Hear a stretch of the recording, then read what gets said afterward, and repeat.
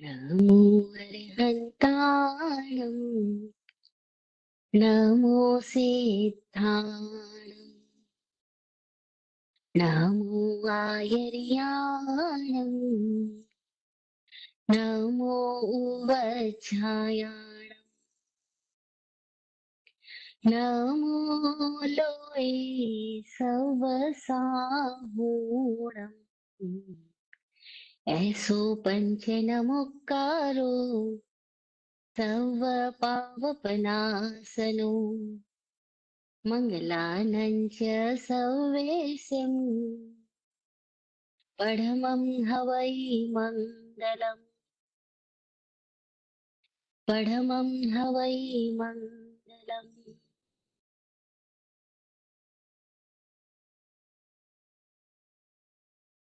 तीर्थ नमो तीर्थङ्कर प्रणमो तीर्थ नमो तीर्थङ्कर प्रणमो ध्याऊं आगमनाद जी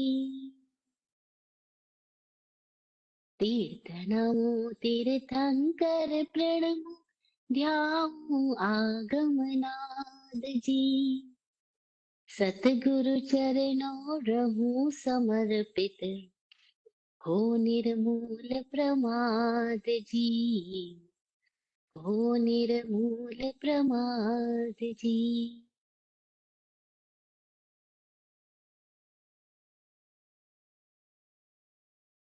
चरम तीर्थेश समण भगवान महावीर स्वामी को भावमय वंदन नमन। चतुर्विद तीर्थ को प्रणाम।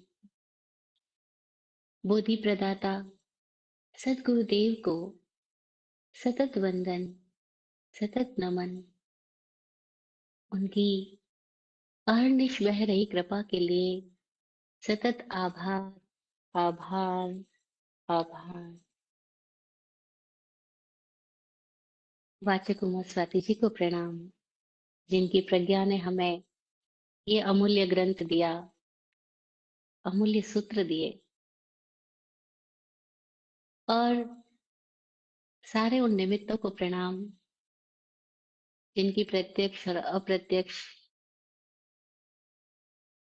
प्रेरणा सहयोग सतत मिल रहा है। नॉर्थ कैरोलिना के जिज्ञासु लोगों को प्रणाम, जो संडे नाइट हमारे लिए समय निकालते हैं, और भारत और अन्य देशों के सारे लोग जो बहुत प्रेम से सुनते हैं, आप सबको बहुत प्रणाम। गुरु जी की कृपा, जिन्होंने मुझे ये बोध दिया, दृष्टि दी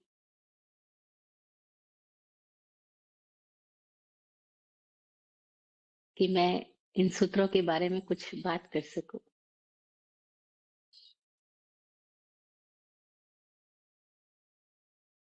आज हम बात कर रहे हैं तत्वार्थाधिगम सूत्र यानी मोक्ष शास्त्र के पहले अध्याय के 30वें सूत्र पर आए हैं। 30वां सूत्र बताता है केवल ज्ञान के बारे में। लास्ट सेशन में हमने बात की थी मति ज्ञान, श्रुत ज्ञान, अवधि ज्ञान और मनोपरव ज्ञान का विषय क्षेत्र क्या क्या है, वो कहाँ तक, किस हद तक जान सकते हैं, क्या उनकी क्षमता है, क्या उनकी सीमा है, ये हमने लास्ट सेशन में जाना था। क्योंकि मति श्रुत मुख्यतया सेंसरी नॉलेज है, सेंसेस बेस्ड है, तो इसीलिए उनके पास सीमाएं हैं। जहां तक सेंसेस जा सकती है वहीं तक वो जान सकते हैं। तब भी बोला सर्वद्रव्येषु असर्वपर्यायेषु मति श्रुतियों निबंध सर्वद्रव्येषु असर्वपर्यायेषु। मति और श्रुत द्रव्यों को तो जान सकते हैं, एलिमेंट्स को जान सकते हैं, जो भी फिजिकल है उसको जान और देख सकते हैं, संभावना है, क्षमता है, लेकिन उसकी सारी पर्यायों को, चेंजेबल फॉर्म्स को नहीं जान सकते, क्योंकि चेंजेबल फॉर्म्स बहुत सूक्ष्म होती है और सूक्ष्म तल पर इंद्रियां हमारी डेवलप हुई नहीं, और इंद्रियां डेवलप हो भी जाए तब भी उनकी कुछ लिमिटेशंस है कि वो सारे ही समयों में नहीं प्रवेश कर सकती है, क्योंकि समय में तो समय चेतना ही प्रविष्ट होती है, जो कि इंद्रियों से मुक्त है, इंद्रियों के पार है। अवधि ज्ञान अतीन्द्रिय ज्ञान है, इंद्रिय ज्ञान से कुछ हट करके, कुछ अलग। इसको बोल सकते हैं पांचों ज्ञान, पांचों इंद्रियां जो सूचनाएं लाके देती है मन को, उस मन को भी जो थोड़ा पढ़ सके, उस मन के माध्यम से भी और मन के पार से भी जो थोड़ा देख सके, उसको हमने अवधि ज्ञान और मन परिव ज्ञान बोला है। इन दोनों ज्ञानों को अ, जैन आचार्यों ने प्रत्यक्ष ज्ञान बोला, लेकिन विकल प्रत्यक्ष बोला। मतलब डायरेक्ट वो देख तो सकते हैं, लेकिन विकल रूप से, विकल यानी सकल रूप से नहीं देख सकते, टोटली नहीं देख सकते, हॉलिस्टिकली नहीं देख सकते। वो देख तो सकते हैं, लेकिन खंड खंड ही देख सकते हैं। हॉलिस्टिक नॉलेज जो है उसको केवल ज्ञान कहा है हमने। अवधि ज्ञान का विषय हमने बताया था रूपीश्ववधि, रूपी पदार्थों को जान सकता है, जो आकारमय है, जो भौतिकी है, जो कहीं ना कहीं फिजिकल है, उनको जान सकता है। जो निराकार है वो नहीं ग्रहण कर सकता, क्योंकि अवधि ज्ञान वो भी लिमिटेड है, अतीन्द्रिय है, लेकिन फिर भी मन के मार्फत ही हो रहा है कहीं ना कहीं, इसीलिए वो कंप्लीट नहीं है। मन पर्यव ज्ञान वो भी मन के मार्फत ही हो रहा है, इसी का इसका नाम ही मन पर्यव है। मन की पर्यायों को विषय कर रहा है, वो कितना जान सकता है, तो हमने जाना था तदनंत भागे मन पर्यायस्य, कि वह जो अवधि ज्ञान जानता है जिन रूपी पदार्थों को, उन रूपी पदार्थों के भी अनंतवें भाग को जान सकता है। अनंतवें भाग मतलब बहुत छोटे से हिस्से को जान सकता है। अनंतवा भाग शास्त्रीय टर्म के अंदर कही गई ये बात है। शास्त्रीय टर्म में अनंतवें भाग को समझने के लिए हमें कुछ और भाग भी समझ सकते हैं। जैसे जैन सूत्रों में जब ये बातें विस्तार से, क्योंकि जैन सूत्र जो है वो एक मैथमेटिकल लैंग्वेज में है, गणितीय भाषा के अंदर है। ये मजेदार बात है, पूरी दुनिया में इतने भिन्न भिन्न तरह के दर्शन पैदा हुए, लेकिन मुख्यतः दो दर्शन ही हैं जो गणित की भाषा में बात करते हैं, एक सांख्य दर्शन और एक जैन दर्शन। और विराट गुरु जी की बात, उनका अनुभव कहूँ तो वो कहते हैं कि सांख्य और योग दर्शन, जो भारतीय दर्शनों की छह अलग अलग विभाजन किए जाते हैं, उनमें से सांख्य और योग दर्शन दोनों ही जैन दर्शन से का किसी समय जैन दर्शन में ही संयुक्त थे। मतलब जिसको आज जैन दर्शन अलग बता दिया गया है, सांख्य दर्शन अलग बताया, योग दर्शन अलग बताया, न्याय, वैशेषिक, चारवाक, मीमांसक, वेदांत सब अलग अलग बताया गया है। लेकिन सांख्य योग किसी समय में जैन दर्शन की ही जिसको कह सकते हैं हम श्रवण परंपरा निर्ग्रंथ दर्शन की ही भेद रहे हैं, उन्हीं का वर्ग रहा है। जैसे आज हमारे यहाँ वर्ग है दिगंबर, श्वेतांबर। देखो कितनी सारी बातें दिगंबरों में डिफरेंट है, श्वेतांबरों में डिफरेंट है। उन सब के बावजूद मोक्ष शास्त्र को लेकर के, इस तत्वार्थ अधिगम सूत्र को लेकर के दोनों में एकता है, एक मान्यता है। दोनों कहते हैं कि दोनों ही समान रूप से इस शास्त्र को रेस्पेक्ट करते हैं, अपनाते हैं, और दोनों के व्यूज समान रूप से इस शास्त्र पर है। यही कारण है कि ये शास्त्र ही ऐसा है जो कि दोनों परंपराओं में समान रूप से आदरणीय होने से जोड़ता है, दोनों परंपराओं को भी। तत्व ज्ञान को लेकर के दिगंबर श्वेतांबर में ज्यादा फर्क नहीं है, लेकिन समाचारी आचरण और भी कई शास्त्र विधि विधान को लेकर के और शास्त्रों की मान्यताओं को लेकर के बहुत बड़े अंतर है। खैर, अभी हमारा विषय अंतर को जानना नहीं है, अगर कभी होगा तो हम बात करेंगे कि क्या अंतर है, क्यों अंतर है, कैसे है। वो अभी हमारा विषय नहीं है, किसी दिन और कोई टॉपिक आएगा तो बात करेंगे।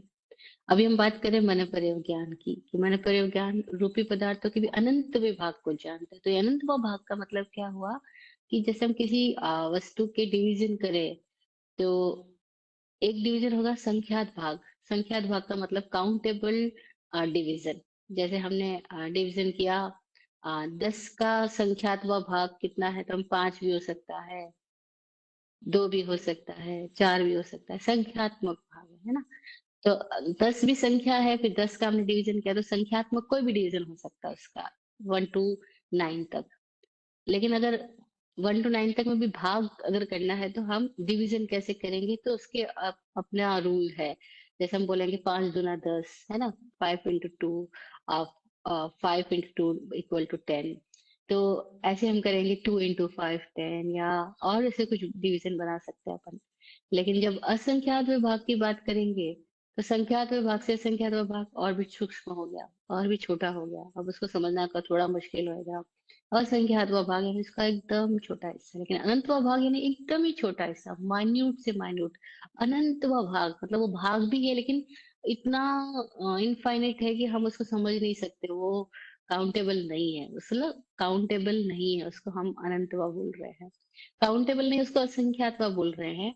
और जो काउंटेबल भी नहीं है और पकड़ में भी नहीं आ सकता है, उसको हम अनंतवा बोल रहे हैं।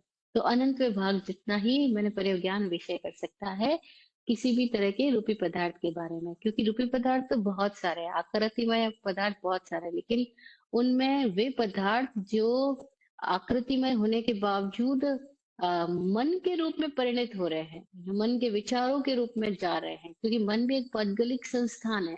मन भी एक फिजिकल प्रॉपर्टी है। मन बियॉन्ड फिजिक नहीं है, मन भी फिजिकल प्रॉपर्टी है। तो मन रूपी फिजिकल प्रॉपर्टी के भीतर जो परमाणु यूज में आए हैं, उन परमाणुओं को जो समझ पा रहा है, जो देख पाता है, मतलब विचारों को जो साक्षात कर पा रहा है, उसको हमने मन प्रयोग ज्ञान बोला है। तो मन प्रयोग ज्ञान भी लिमिटेड है। खैर, अब हम आज के सूत्र पे चल रहे हैं। मन प्रयोग ज्ञान के बारे में हमने थोड़ा विषय कर लिया है। विपुलमति मन प्रयोग ज्ञान, ऋजुमति मन प्रयोग ज्ञान, और फिर हमने मन प्रयोग ज्ञान के बारे में और भी बहुत कुछ जाना कि कैसे किसी के मन को जान करके आ, हकीकत में तो ये लब्धि जो मिलती है मन को जानने वाली, वो योगियों को अक्सर अपनी ध्यान धारणा समाधि की स्थिति में आने पर उनके अंदर ऐसी लब्धि प्रकट होती है। अब इस लब्धि का कोई कोई लोग दुरुपयोग भी कर लेते हैं। बड़ी विचित्र बात क्या है, इस मन पर ज्ञान की लब्धि जो मिलती है, इस लब्धि को पा करके कोई लोग दूसरे के मन को पढ़ने, फिर उनके बारे में अपनी राय देने, फिर प्रदर्शन में चले जाते हैं। तो लब्धि मेरी तो किसी और कारणों से थी, लेकिन उसकी दिशा उन्होंने बहिर्मुखी बना दी। तो क्या हुआ, लब्धि मिलने के बावजूद आदमी का पतन हो जाता है, क्योंकि उसकी दिशा उन्होंने बहिर्गामी बना दी, बाहर की दिशा में चले गए। वो अपनी लब्धियों का प्रदर्शन करने लग गए, अपनी लब्धियों की वजह से प्रसिद्धि प्राप्त करने लग गए। फिर उन्होंने अपनी ऊर्जाओं का इन्वेस्टमेंट फेमस होने में लगा दिया। तो अब क्या गड़बड़ी हो गई है, अब गड़बड़ी ये हो गई कि लब्धि का जब दुरुपयोग हो गया, तो मन पर ज्ञानी की वो लब्धि उसके भीतर से गायब भी हो सकती है। ये इस लब्धि का एक नियम है। जो उपलब्धियां है वो आ भी सकती है और खत्म भी हो सकती है। जब खत्म हो जाए तब क्या होगा, तो सूत्र कहते हैं कि मन पर ज्ञानी भी अपने पतन के वजह से मृत्यु को प्राप्त होने पर नरक में जा सकता है, निगोद में जा सकता है। यानी उसका पतन यहाँ तक हो सकता है कि कहाँ वो पंचेंद्रिय समनस्क संगी सम्यक दृष्टि योगी अवस्था तक पहुंचा था, और गिर करके कहाँ तक जा सकता है, नरक निगोद में भी जा सकता है। मतलब जहां से यात्रा शुरू की थी, निगोद बोले थे जहां से यात्रा शुरू की थी वापस वहां तक पहुंच जाएगा। यानी उसका यहाँ तक पतन हो सकता है। क्यों हो जाता है, क्योंकि उसने अपने प्राप्त लब्धियों को बाहरी दिशा में प्रयोग करना शुरू कर दिया, अपने आप से चूक गया, बाहर चला गया। बस यही हमारी चूक हो जाती है। कब हमें पता ही नहीं चलता, हमें थोड़ा बहुत कुछ मिलता है और हम उसका दिखावा करने लग जाते हैं। हाँ, जिज्ञासा होने पर किसी को कोई सहज संयोग से कोई बात निकल आए, वो बात डिफरेंट है। लेकिन जब हम चला करके बोलने लगते हैं, तो हमें पता ही नहीं लगता कि हमारे भीतर क्या इच्छा पैदा हुई जो हम चला करके बोलने लगे। तो यहाँ योगी लोग बड़ा ध्यान रखते हैं, जो गुरु सदगुरु के सानिध्य में साधना कर रहे होते हैं, उन्हें सदगुरु लगातार चेताते जाते हैं। कितनी कितनी तरीकों से चेताते हैं। बुद्ध की कथाओं में मिलता है, भगवान महावीर की कथाओं में मिलता है कि वो राजा महावीर के पास आया, पहली बार भगवान का कथा सुने, प्रवचन सुना, और उसके भीतर में वैराग्य रस स्फुरित हुआ। उसने राजपाट छोड़ करके दीक्षा ले ली। दीक्षा ले ली, आज तो पहली रात है दीक्षा की, और बाकी सारे समणों के बीच में वो नव दीक्षित है, सेक्स है, तो उसका नंबर सबसे लास्ट में आया। शेक्स बोलते हैं जो शिक्षा लेने के लिए आया है उसको। शिक्षा का इच्छुक व्यक्ति है ना, जैसे जिज्ञासु, मुमुक्षु, ऐसे ही शिक्षा के इच्छुक को शास्त्रीय भाषा में शेक्ष बोला गया है। तो वो आज सबसे लास्ट में उसकी बिस्तर लगा है, उसका शैया लगी है, क्योंकि वो सबसे अंत में आया है, आज ही दीक्षा हुई है उसकी। रात्रि में साधु लोग उठ के जा रहे हैं आवश्यक कारणों से, तो अंधेरा है और उसके पैर को टक्कर लग लग गई है कई एक लोगों की। वो रात भर सो नहीं पाया, और राजपाट में रहने वाला, महलों में सोने वाला, पहली रात उसको शैया उसकी जमीन पर बिछी है, और पतला वो घास का बिछोना है। तो उसको तो बड़ी दिक्कत हो रही है, सोचता है यार मैं कहाँ था, कहाँ आ गया, और ये तो सब गड़बड़ हो गई। कल तो इतना मान सम्मान था और आज तो सब गायब हो गया। अच्छा तो यही है कि मैं ये सब कुछ छोड़ के, ये महावीर का धर्म संघ और ये सारे साधुओं की संस्था, मैं जाता हूँ। कल सुबह तो चला ही जाऊंगा, अब मुझे यहाँ नहीं रहना। वो मन ही मन अपनी सारे स्थिति बना बना लेता है कि मुझे यहाँ नहीं रहना, कल सुबह मैं ये साधुपना छोड़ करके अपने वापस महलों में चला जाऊंगा। देखो मन कितना विचित्र है, कैसी कैसी स्टोरी बनाता है मन। क्योंकि मन को तो सम्मान की आदत है, अहंकार की आदत है, उसका अहंकार पुष्ट होना चाहिए।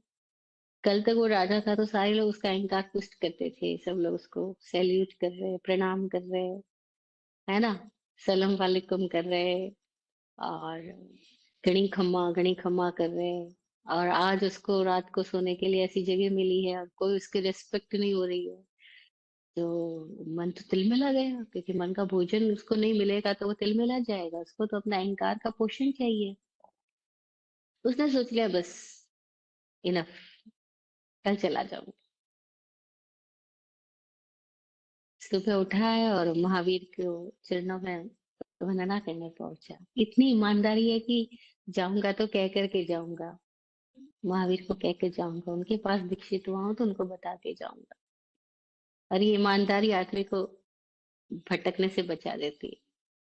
खुद के साथ ईमानदार आदमी सही समय पर सही निमित्त, सही प्रेरणा, सही संयोग पा ही लेगा। और खुद के साथ बेईमान आदमी जो है जगह जगह भटकता रहेगा, वो सुन ही नहीं पाएगा, सही निमित्तों को देख ही नहीं पाएगा। और वो मेघ कुमार मुनि जो बने हैं, राजा थे कल तक और आज मुनि बने हैं, सुबह उठ के महावीर के चरणों में प्रणाम करके अपनी बता बताने जाते हैं, और महावीर उसके मन की सारी स्थिति बयां कर देते हैं। मेघ कुमार, कल रात तुम ये सोच रहे थे, और तुम्हारे भीतर विकल्प उठ रहे थे, संकल्प तुमने कल ही लिया और कल ही विकल्प भी उठ रहे थे।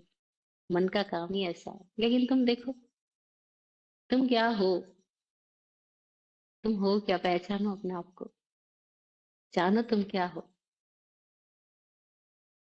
उसने सवाल नहीं किया कैसे जानो। हमारे सामने कोई पूछेगा, कोई बोलेगा जानो अपने आप को, तो हमारे भीतर तुरंत अगला प्रश्न आएगा, जानू कैसे। लेकिन उसने सवाल ही नहीं किया कैसे जानू, बस जानना है।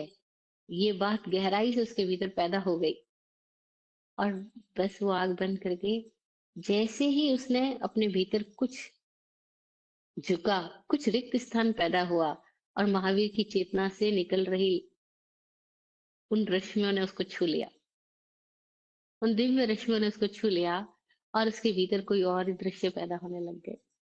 और वो अपने ही आपके अनेक रूपों को देख पा रहा है। और वो सारी फिल्म उसके सामने जब चालू हुई तो उसको पता लगा, ओह मैं क्या था और क्या हूँ। और भगवान बाहर से बोलते जा रहे हैं, मेघ कुमार तुझ में इतना धैर्य था, तुझ में इतनी सहनशीलता रही है, तूने पूरे जंगल में जब आग लग गई थी तो जानवरों को बचाने के लिए क्या तक नहीं किया। और तेरे पैर के नीचे आकर के खरगोश मर ना जाए, इसके लिए तूने अपना पैर उठाए रखा। अभी हम भी जरा कल्पना करें, दो पैर के हम प्राणी, अगर एक पैर उठा करके एक पैर पे खड़ा होना हो तो हम कितनी देर खड़ी रह सकते हैं।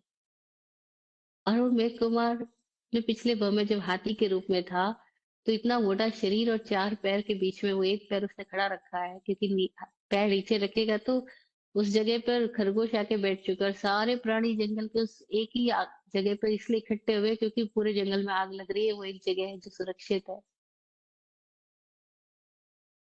तो उसकी करुणा इतनी गहरी थी कि उस करुणा ने उस हाथी की भाव स्थिति को इतना बदल डाला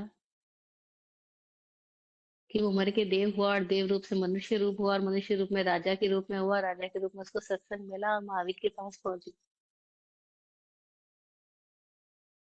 वो एक अवस्था ने उसकी सारी व्यवस्थाएं बदल डाली। तो महावीर उसको याद दिला रहे हैं, तू क्या था, तू क्या है। तो जो जाति स्मरण ज्ञान हुआ, उस ज्ञान ने उसकी मनोदशा बदल डाली। अब वो नहीं रहा जो कुछ क्षणों पहले था। अब उसने अपने भीतर कुछ और भी जाना और बदल गया मेघ कुमार।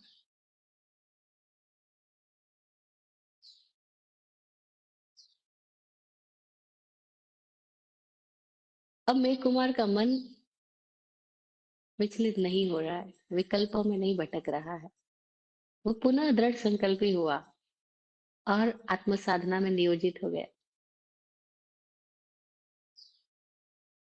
इंद्रबुद्धि गौतम आ रहे हैं महावीर के पास पहली बार शास्त्रार्थ करने, वाद विवाद करने। अरे, मेरे सारे फॉलोवर्स महावीर के पास कैसे पहुंच गए?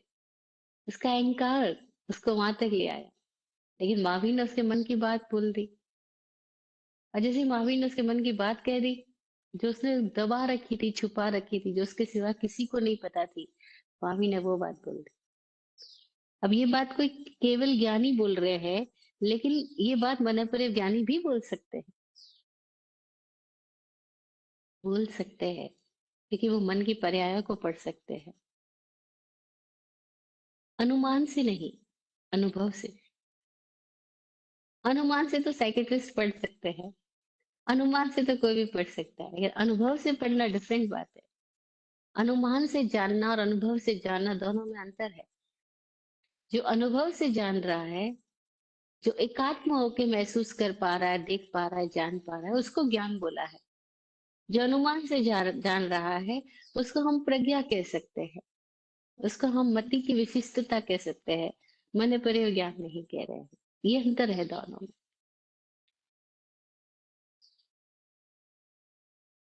तो वो मन की बात जैसे ही महावीर ने बोली, और इंद्रपुति गौतम, देखो, कहीं अपने आप के साथ ईमानदार रहे, कहीं खुद के साथ सच्चे रहे, खुद के साथ सरल रहे खुद में, और जागरूक भी रहे हैं, स्पष्ट भी रहे हैं। और यही सद्गुण थे कि वो महावीर की बात को सुनते ही तुरंत चेत गए। अरे, और उनके भीतर की गहरी जिज्ञासा तो रही है, वो कहीं अपनी उस शंका युक्त पीड़ा से बाहर आना चाहते होंगे। तभी तो महावीर ने जैसे ये कहा कि तेरे भीतर तो ये है गौतम, तू जगत भर को ज्ञान बांट रहा है, लेकिन तेरे अपने भीतर तो शंका संदेह पड़ा है कि तू है भी या नहीं है, आत्मा का अस्तित्व है भी या नहीं है, तुम हो क्या? ये तुम नहीं जानते, तुम हो क्या? बाकी सबको जान लिया लेकिन खुद को नहीं जाना। बस,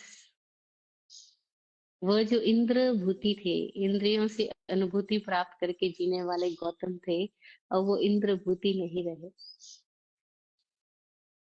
अब वो अतीन्द्रिय अनुभूति में पहुंच गए। और ये एक ही बार में चमत्कृत घटना हो गई कि वो इंद्रभूति अतीन्द्रिय अनुभूति में पहुंच गया है और बदल गया, रूपांतरित हो गया, समर्पित हो गया, लौटा भी नहीं, वही महावीर के पास ही ठहर गया। और कितना बड़ा उनका फॉलोइंग वर्ग, इंद्रभूति गौतम को मानने वाले उस समय सैकड़ों लोग, और महावीर को जानने वाले भी कोई नहीं। और इंद्रभूति गौतम महावीर के चरणों में समर्पित हो गया है। घटना कितनी बदली है, देखो जरा, सब कुछ ही बदल गया। उस महावीर को तो उस समय तो कोई जानते नहीं थे, क्योंकि वो तो राजकुमार के रूप में थे, किसी समय निकल गए तो मौन में चले गए, बोले नहीं कभी। अरे, दुनिया तो बोलने वालों को थोड़ा बहुत पहचान लेती है, मौन वालों को संबंध ही नहीं बनता। अगर वो वाक़ई मौनी हो तो। लेकिन मौन का बहाना करके इशारों में बातें कर रहा है तो दुनिया भर से संपर्क स्थापित कर ही रहा है। कितना अद्भुत हुआ! तो उसके मन की बात पढ़ ली गई, इससे इंद्रमति गौतम तिड़ गए। तो मन पर यह ज्ञान कहीं तिराने का कारण भी बन जाता है। और कहीं सामने वाला अगर सजग नहीं है, सावधान नहीं है, तो वो अपनी लब्धि का प्रयोग करके खुद ही खुद का पतन कराएगा, डूब जाएगा, डुबाने वाला हो जाएगा। और अक्सर ऐसा होता रहा है। कितने लोग पतंजलि योग की भाषा में बोले तो सविकल्प समाधि तक पहुंच करके भी वापस लौट जाते हैं, लब्धि संपन्न होते हैं, उनको विभूतियां मिल जाती है। जैसे गौतम के लिए बोला जाता है, इंद्रवती गौतम के लिए अष्ट सिद्धि नवनिधि के मालिक। ऐसे ही समझो कितने लोग होते हैं जिनको कोई छोटी मोटी सिद्धियां मिल जाती है और फिर वो उन सिद्धियों से अपना प्रभुत्व जमाने में लग जाते हैं, बड़े बड़े साम्राज्य स्थापित कर देते हैं। लेकिन ये साम्राज्य क्या, माचिस की तीली का ढेर कैसे खड़ा हो जाए वैसे ही होते हैं। जरा सा झोंका आता है, सब खत्म हो जाता है। ऐसे अनेकों लोग हम आज भी देख रहे हैं, इंडिया में भी है, बाहर भी है। किसी के मन की बात पढ़ के बताना, किसी के साथ ये हो गया वो हो गया, ऐसी स्थितियां बता करके वो अपने चारों ओर लोगों का सैलाब इकट्ठा करते हैं। लेकिन उनको पता नहीं है कि ये जनता अपने कारणों से, अपने मतलब से आती है, और जैसे ही मतलब पूरा हुआ या मतलब चूक गया, गायब हो जाएगी। और वे जनबल को अपना बल समझ रहे हैं, जबकि जनबल अपना बल नहीं, धन बल अपना बल नहीं, यश बल नाम बल अपना बल नहीं, पद बल भी अपना बल नहीं। जरा सा पद हट जाए, देखो क्या स्थिति होती है राजनेताओं की। जब उनका नाम आना बंद हो जाता है टीवी में, अखबारों में, बस वे मरीज हो जाते हैं और जल्दी प्रयाण कर जाते हैं। कोई थोड़े लोग हैं जो जागरूक है, जो पहचान बनाने में नहीं, खुद को जानने में लगे हैं। हाँ, जो खुद को जानने में उनको ये लब्धि भी मिलती है, तो उस लब्धि का प्रयोग वो अपने नेक्स्ट लेवल की जर्नी के लिए करते हैं।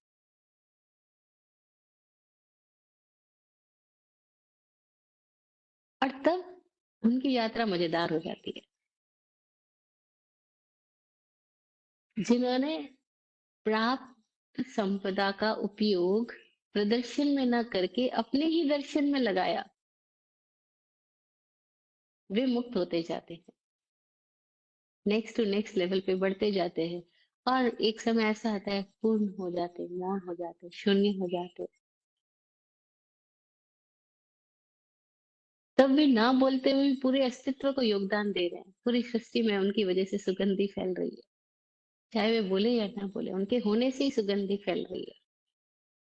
ऐसे लोगों को हमने सिद्ध कहा, नमो सिद्धाणम बोला, कि वो सिद्ध हो गए, बुद्ध हो गए, कंप्लीट हो गए, प्रूव्ड हो गए। ऐसे सिद्ध पुरुषों को सतत प्रणाम। तुम्हें मन पर ज्ञानी है, आत्मज्ञानी है, आत्मदर्शी है और अपने मौज में है। उनको परवाह ही नहीं, कोई जाने या कोई ना जाने, बोले वो भी जरूरी नहीं, और मौज आए तो बोल भी ले। तो मनोपरम ज्ञानी को हम पहचान पाए ये तो कठिन बात है। लेकिन जो मनोपरम ज्ञानी होने की बात बताते हैं, अपना प्रदर्शन करते हैं, वे सही अर्थों में ज्ञानी है, ये भी कह पाए मुश्किल है। तो कई बार हम भ्रम में आ जाते हैं, हम बोलने वाले को ज्ञानी समझ लेते हैं और नहीं बोलने वाले को अज्ञानी। जबकि है बड़ी विचित्र बात, कई बार नहीं जानने वाला बहुत अच्छा वक्ता हो सकता है और जानने वाला हो सकता है बोल ही ना पाए, और हो सकता है बोल भी पाए तो उतने प्रभावी तौर से ना बोल पाए। पर हमारे सोचने और देखने के पैमाने बिल्कुल डिफरेंट होते हैं। हमें लच्छेदार बातें करने वाले लोग बहुत जल्दी प्रभावित करते हैं,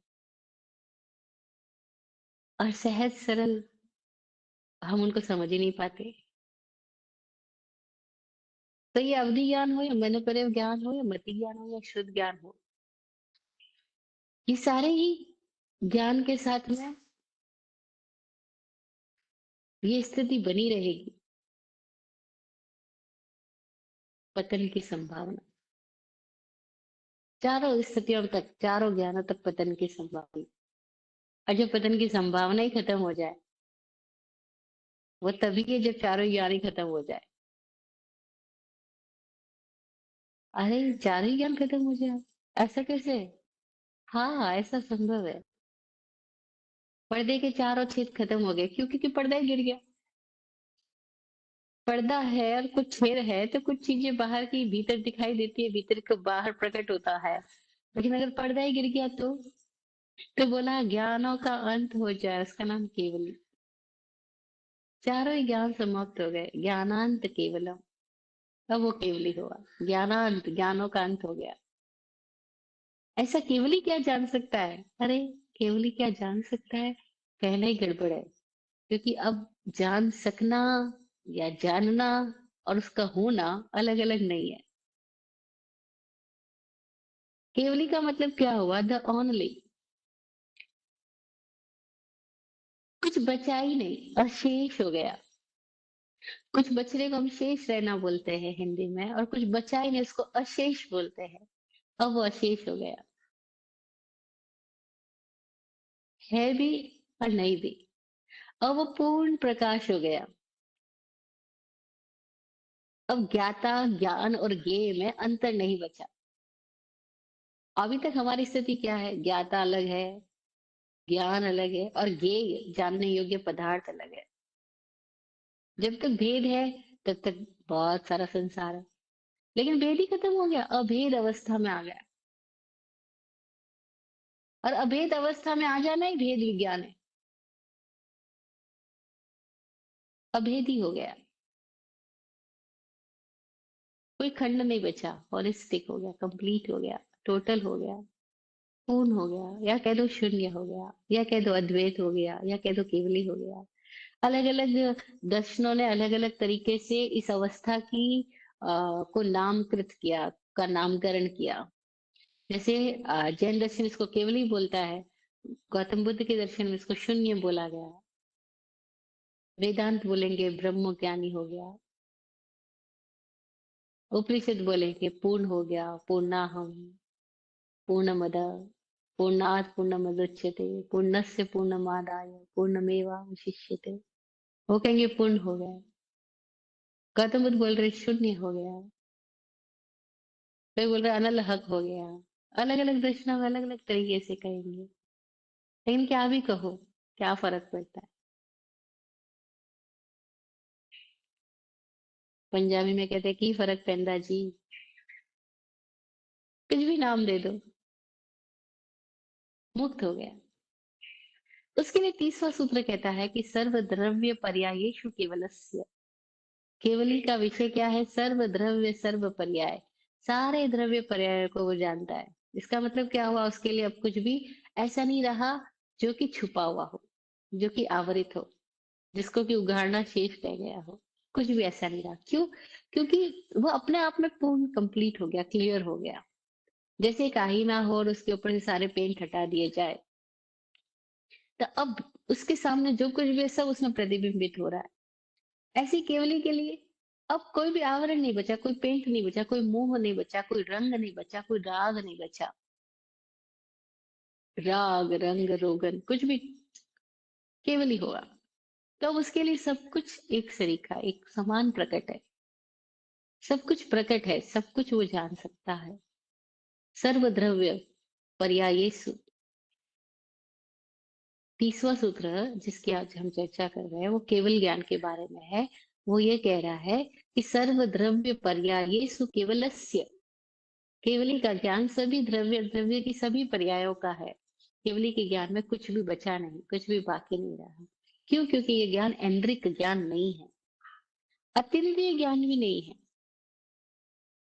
ऐन्द्रिक ज्ञान मति शुद्ध थे, अतीन्द्रिय अवधि मन पर्यव थे।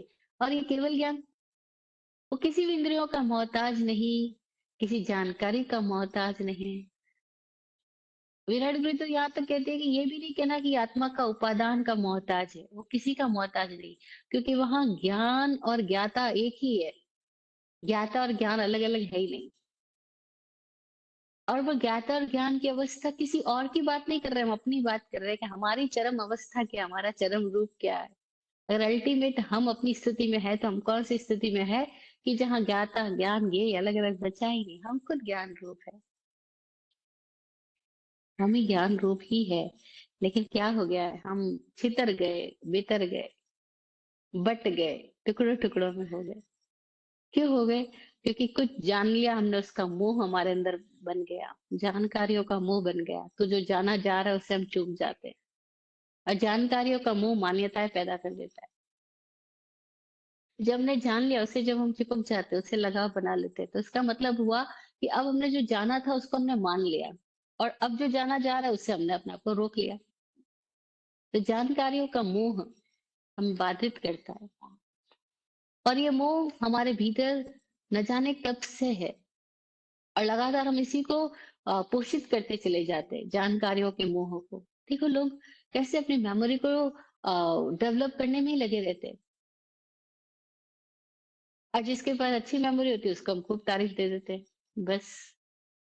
और जो अपनी अपनी मान्यताओं में एकदम आग्रही होते हैं उनको हम बहुत सम्मान देते हैं, क्योंकि वो अपनी मान्यताओं के प्रति एकदम आग्रहशील है।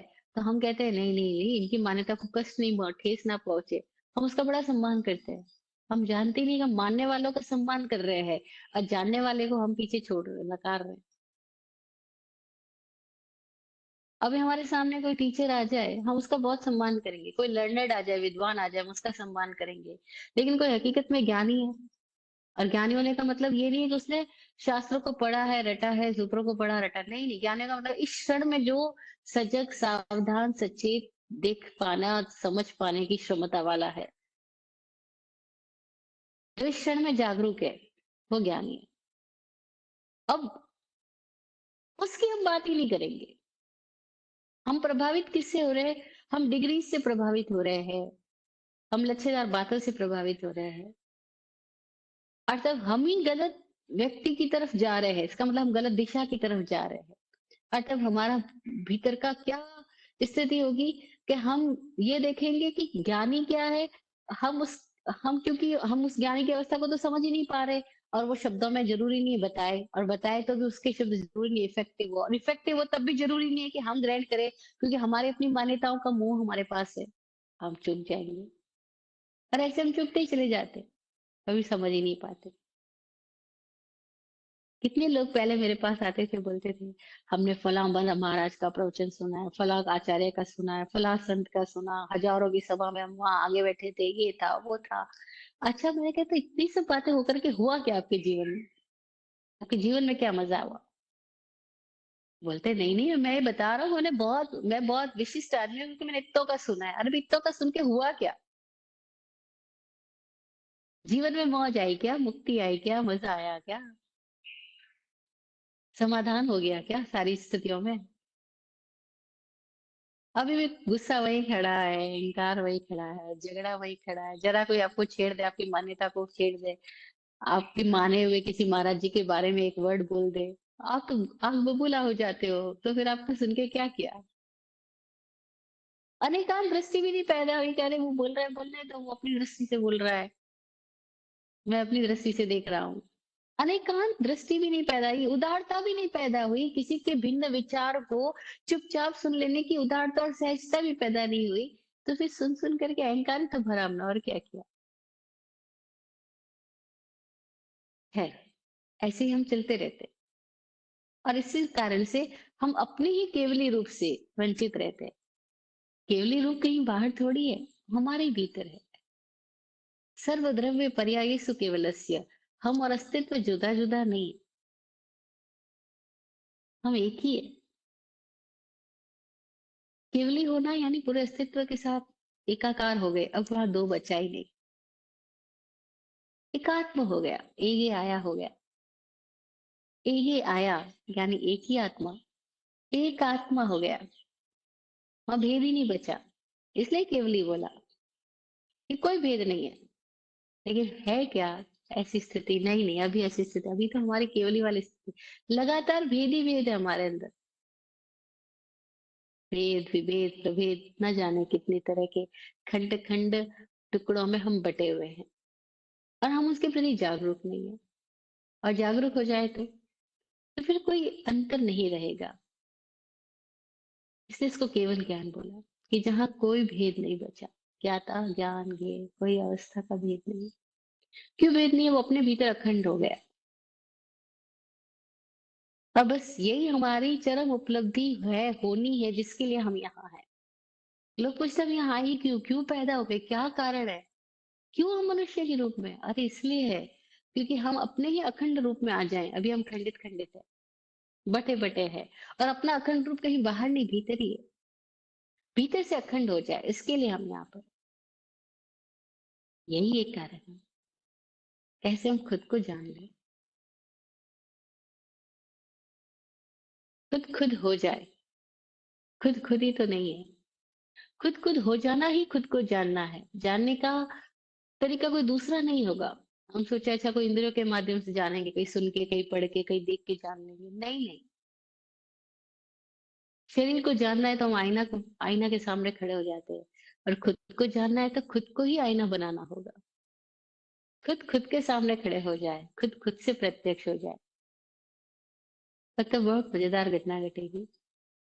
हम जिसको अब तक मान बैठे ये मैं हूँ, जैसे शरीर को मान बैठे मैं हूँ, विचारों को मान बैठे मैं हूँ, मान्यताओं को मान बैठे मैं हूँ। ये सारी स्थितियां जिसको साथ हमने मैं का तादात्म्य कर लिया है, एसोसिएशन हो गया हमारा मैं के साथ में कि ये मैं हूँ, ये मैं हूँ, ये मैं हूँ। तो इतना मजेदार होगा कि वो मैं हूँ क्या?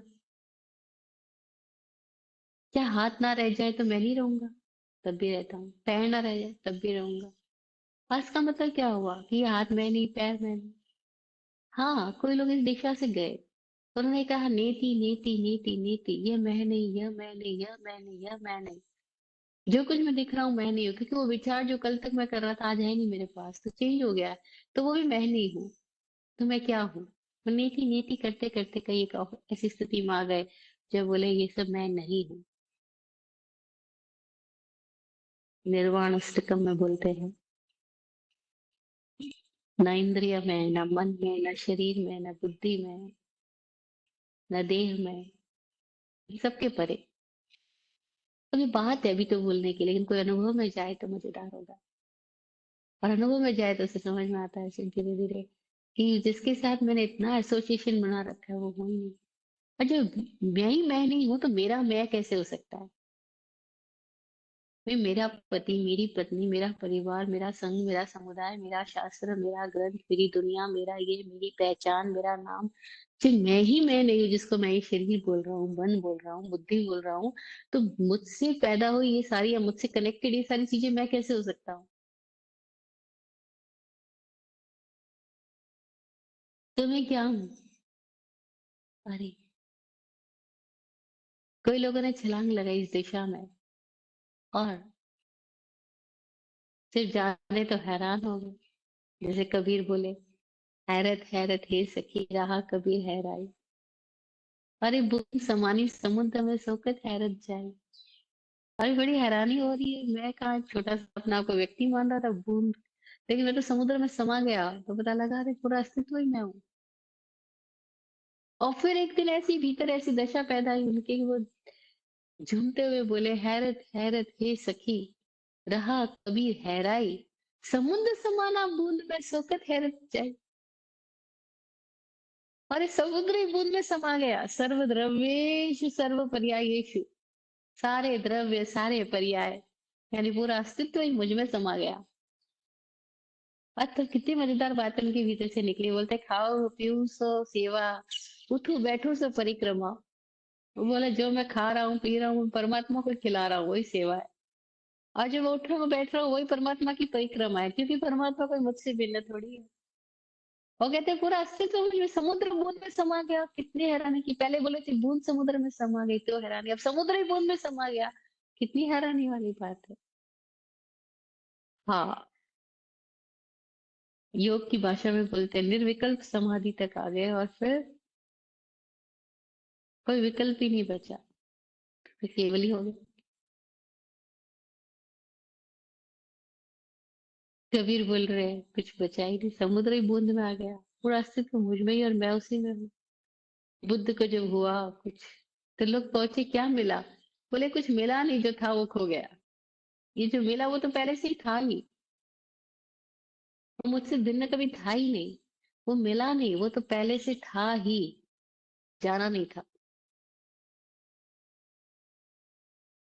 स्वामी जी को लोगों ने पूछा, अभी कुछ दिन पहले एक फोन आया एक साधक का गुजरात से, स्वामी जी को पूछते, स्वामी जी आपको ये ये मौज कैसे मिली, कहाँ मिली?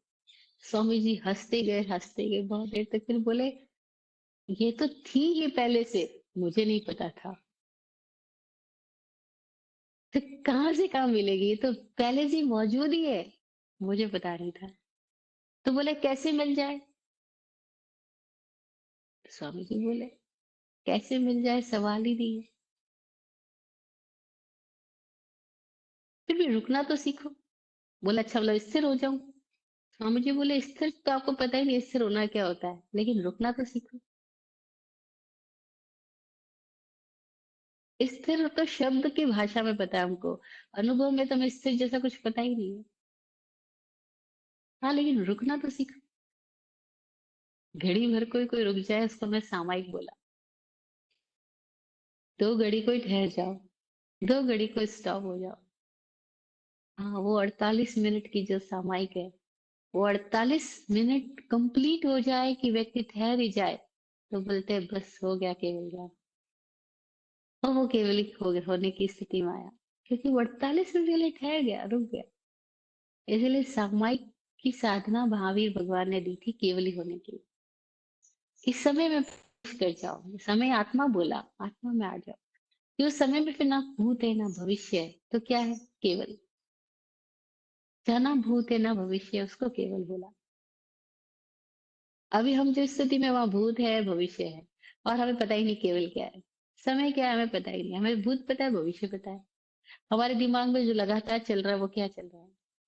क्या तो पास्ट की मेमोरीज चल रही है, या फ्यूचर के बारे में थिंकिंग चल रही है, थॉट्स चल रहे हैं, इमेजिनेशन चल रही है? तो हमें केवल नहीं पता। केवल होने का मतलब क्या हुआ? द ओनली, खुद में स्टॉप। और स्टॉप होते ही क्या जाना, जो है ही, कहीं गया नहीं, कहीं खोया नहीं, कहीं से पाना नहीं है उसको। और जीवन में सब कुछ पाना ही थोड़ी होता है। 2 दिन पहले एक फ्रेंड बोल रहे थे, अरे भाई जीवन में सब कुछ पाना ही नहीं होता है, स्क्रू पेचकस और भी कई चीजें होती है, खाली पाना ही थोड़ी होता है।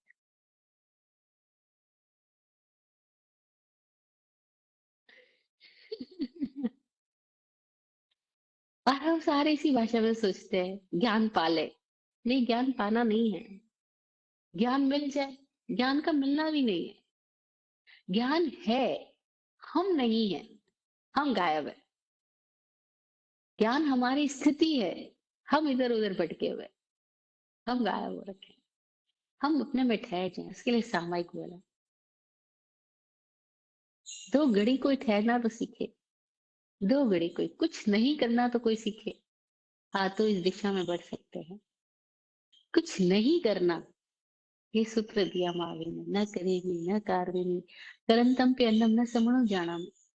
न करना न कराना, कौन क्या कर रहा है उस अन्य का समूह ज्ञान भी नहीं करना। स्टॉप, जहाँ है उस क्षण में। और तब क्षणातीत कालातीत कोई स्थिति में हमारा जो होनापन है, हम उसमें प्रविष्ट हो जाए, उसको केवल ही बोला। अब मजेदार मजेदार सवाल है इसके आगे। कोई लोग बोलते रहे केवल ज्ञानी सब कुछ जानते हैं, सब कुछ देखते हैं, इसका मतलब सब कुछ नियत ही हो गया। नहीं नहीं, सब कुछ नियत हो गया इसका मतलब ये नहीं हुआ। जैसे सूर्य प्रकाशक है, पूरी पृथ्वी को प्रकाशित कर रहा है, इसका मतलब ये थोड़ी हुआ कि सब कुछ नियत हो गया। नहीं, लोग अपनी तरीके से चल रहे हैं, उनका अपना सोच विचार निर्णय वो हर पल बदल रहा है। बोलते हैं केवली के ज्ञान में तो सब कुछ नियत ही है। अरे नहीं, उनका ज्ञान क्षणवर्ती है, मतलब समय में है, उनके ज्ञान में भूत भविष्य नहीं है। ये सब कुछ नियत नहीं है। जैसे एक आईना है, तो सपोज़ एक एक पूरी बहुत बड़ी दीवार है आपके पास, 100 फीट की दीवार है, हाँ? और वो पूरा आईना है, दीवार पे पूरा आईना लगा है। तो उसके सामने जो कुछ भी आएगा वो झलक सकता है। लेकिन इसका मतलब ये नहीं है कि सब कुछ जो आएगा वो पहले से ही डिसाइडेड है, नहीं। तो कोई लोग ऐसे सवाल करते हैं कि केवली के ज्ञान में तो सब कुछ नियत ही है, इसका मतलब सब कुछ पहले से तय है। अरे नहीं बाबा, केवली के ज्ञान में नियत नहीं, केवली के ज्ञान का मतलब ये हुआ कि उनका होना ऐसा है कि जो कुछ भी हो रहा है वो उन्हीं में हो रहा है। जैसे कोई पूरा अस्तित्व एक समुद्र हो, तो जो कुछ हो रहा है वो उस अस्तित्व में ही हो रहा है। लेकिन इसका मतलब ये नहीं है कि हम विभाजित करके देखेंगे या हम विभाजित करके जानेंगे या हम विभाजित करके कहेंगे कि ये होना है, ऐसा-ऐसा होना है। तो कहते शास्त्र में तो ऐसा लिखा हुआ है। अरे भैया, शास्त्र जिसने लिखे वो केवल ही नहीं थे, और जो केवल ही थे उन्होंने कोई शास्त्र लिखे नहीं। बड़ी मजेदार बात है। किसी केवली ने शास्त्र नहीं लिखे हैं, और शास्त्र जिसने लिखे वो केवली नहीं है। और हम शास्त्रों से केवली को समझने की कोशिश कर रहे हैं, जो कि समझा ही नहीं जा सकता। और हम अपनी ऐन्द्रिक समझ से उस इंद्रियों के पार वाले को समझने की कोशिश करें या जानने की कोशिश करें, वो भी पॉसिबल नहीं है। तो हम जो भी बोल रहे हैं वो खाली इसलिए है कि कहीं हमें एक इशारा, संकेत, एक प्रेरणा पैदा हो जाए कि हाँ, मेरे भीतर ही वो स्थिति है और मैं उसमें पहुँच सकता हूँ। और उसको उसको उघाड़ने के लिए कुछ करना नहीं है, करने से ठहरना है। कुछ पाने की सोच में नहीं जाना है, बस जो है उसके प्रति जागरूक होना है। बस उस इशारे के लिए सारी बात की जा रही है। पर कोई समझे नहीं, नहीं सब कुछ नियतिवाद है, जैन धर्म में भी नियतिवाद है, क्योंकि क्या कहते हैं केवली को सब कुछ पता है। अरे भाई, केवली को पता है ऐसा है ही नहीं। केवली का मतलब है कि बस वह अब प्रकाशक है, प्रकाश रूप है। मतलब वह एक ऐसी स्थिति है जहाँ कोई आवरण नहीं है, कोई बाधा नहीं है, कोई भेद नहीं है, कोई विभेद नहीं है। ना मति है, ना श्रुति है, ना अवधि है, ना मन पर्यव है। तो वहाँ इंद्रियों की कोई ज़रूरत ही नहीं है। एक ऐसी स्थिति का नाम केवल है। और वो स्थिति हम सबकी वास्तविक दशा है। और उस वास्तविक दशा को कैसे हम अपनी ही दशा में कैसे आ जाए, उसके लिए ये जीवन है। इस केवली को कोई प्रेम भी कह सकता है, क्योंकि वो एकात्म दशा है, अस्तित्व की दशा है। तो जीसस इसको लव बोलते हैं, लव इज़ गॉड बोलते हैं। और इस तरीके से देखो तो love is goal and life is journey. Kevali love, प्रेम, एकात्म दशा या पूरा अस्तित्वमय सहमय हो जाना, समय हो जाना, सहमय हो जाना, वो हमारा गोल कह दो। और जो लाइफ है उसके लिए वो जर्नी है, ऐसा कह दो। तो ये क्लैरिटी आ जाएगी मैं यहाँ हूँ किसके लिए। और फिर मैं अगर उस स्थिति में नहीं आया हूँ, तो मैं अपने आप में बेचैन हूँ। जब तक मैं अपने वास्तविक दशा में नहीं पहुंचता हूँ, तब तक मैं बेचैन हूँ, और मैं अपनी वास्तविक दशा में पहुंच सकता हूँ। कोई रोकता नहीं है। हमारी मान्यताएं हमको रोक देती है। और ये ऐसी मान्यताएं जो हमको बचपन से धर्म शास्त्रों के मार्फत सारे स्थानों को मंदिरों में पढ़ा दी गई, रटा दी गई, सिखा दी गई। कभी केवल ज्ञान हो नहीं सकता, पांचवारा है, मोक्ष नहीं हो सकता। ये इतनी झूठी गलत बातें हमको प्रचारित कर दी गई, और उसी प्रचार में हम अब तक बहते चले आ रहे हैं।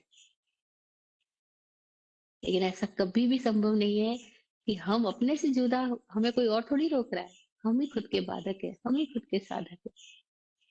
ना काल मोक्ष को या केवल ज्ञान को रोक सकता है, ना कोई क्षेत्र रोक सकता है, ना कोई व्यक्ति रोक सकता है, ना कोई शास्त्र रोक सकता है। हम अपने से रुके हुए हैं, हम अपने ही कारणों से, क्योंकि हमने गलत मान्यताएं अपने भीतर इतनी इकट्ठी कर ली है, और उन मान्यताओं के चश्मों का इतना मोह पैदा हो गया है कि हम उन चश्मों को छोड़ के देखना ही नहीं चाहते। बस हम ही हमारी मान्यताओं के चश्मे को उतार के रखे। हम ये मानना बंद करें कि अभी नहीं हो सकता। अरे कबीर को अभी हुआ, कितने लोगों को हुआ है। जब हम ओशो का अनुभव सुनते हैं तो इतना मजा आता है। ओशो बोलते हैं, मैं भी सोचता था हो पाएगा नहीं हो पाएगा, लेकिन लगातार लगा रहा, लगा रहा, लगा रहा, हो गया, संभव हो गया। और बोलते हैं, जब ऐसी अवस्था घटित हुई तो आंख खोलने का मन नहीं हुआ, लौटने का मन नहीं हुआ। बस हो ही गया। और फिर जो उन्होंने बोला है वो पार का है, पार का है, और पार ले जाने में समर्थ है। इतना अद्भुत हमारे सामने है। और तो एकदम नजदीक है, जब उनको हुआ है तो उन्होंने मार्ग दिए, विधियां दी कि हाँ ऐसे पॉसिबल है। और उनकी विधियों पे चल के कईयों को हुआ है। उनकी विधियों को पूरी ईमानदारी से जीने वाले कितने साधकों के भीतर परिवर्तन हो गया, ट्रांस एक्सप्लोजन हो गया। हुआ है तो हो सकता है। सर्वद्रव्य पर्यायेषु केवलस्य पॉसिबल है। कोई बाहर की बात नहीं, अपनी बात है। किसी और की बात नहीं, खुद की बात है। और ये जो हो सकता है उस पर भरोसा श्रद्धा बोला गया, वह श्रद्धा है। हो सकता है उस पर भरोसा। और बहुत आसान है। स्वामी जी बार बार एक बात बोलते हैं, ये बहुत आसान है, आसान से आसान है। हम बोलते यार आप कहते तो इतना आसान है, तो हमारा ध्यान क्यों नहीं लगता। बोलते एकदम आसान बात है। बस एक क्षण में ठहरने की बात है। एक क्षण की घटना है। बस वो सूत्र पकड़ में आ जाए, वो संधि आ जाए, जिसको आचार्य बोलता है संधिम लोगस्य जानिता आयो बहिया पास। इस लोक की संधि को जानो और खुद को बाहर देख लो। बस आयो बहिया पास, आयो यानी स्वयं को, बहिया पास बाहर देख लो, या बाहर से देख लो। और तब पता लग जाएगा कि ये तो सब दरवाजे हैं, इंद्रिया और मन, और इनके मार्फत हम यात्रा करते हैं, ट्रेवल करते हैं, आते जाते हैं। लेकिन अभी क्या हो गया, हम दरवाजों से चिपक के बैठ गए, ना अंदर गए ना बाहर गए। और बाहर जाने का रास्ता तो पता है, अंदर जाने का रास्ता भूल ही गए।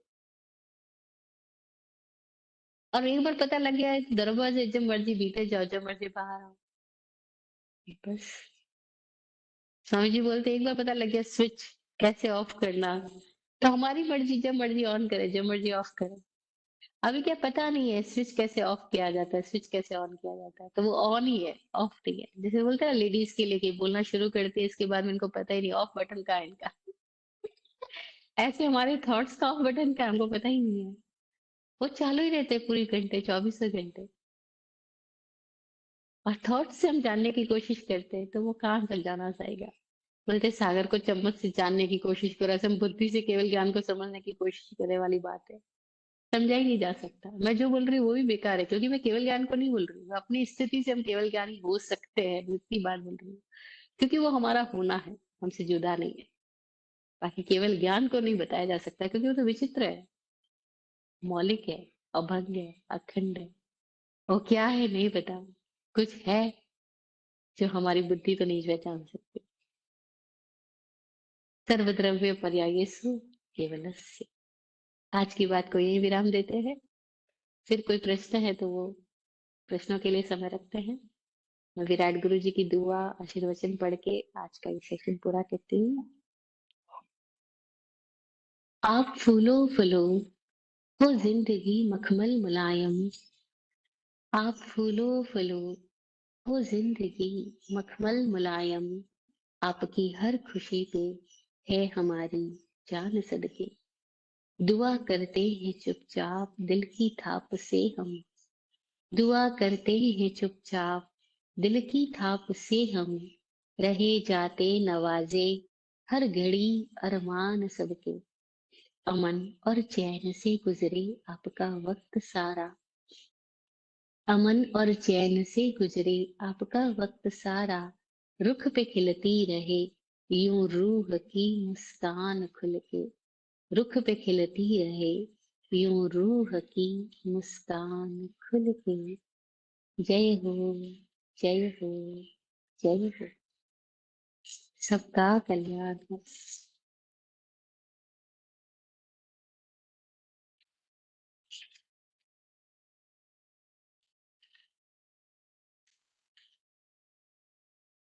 ओम शांति।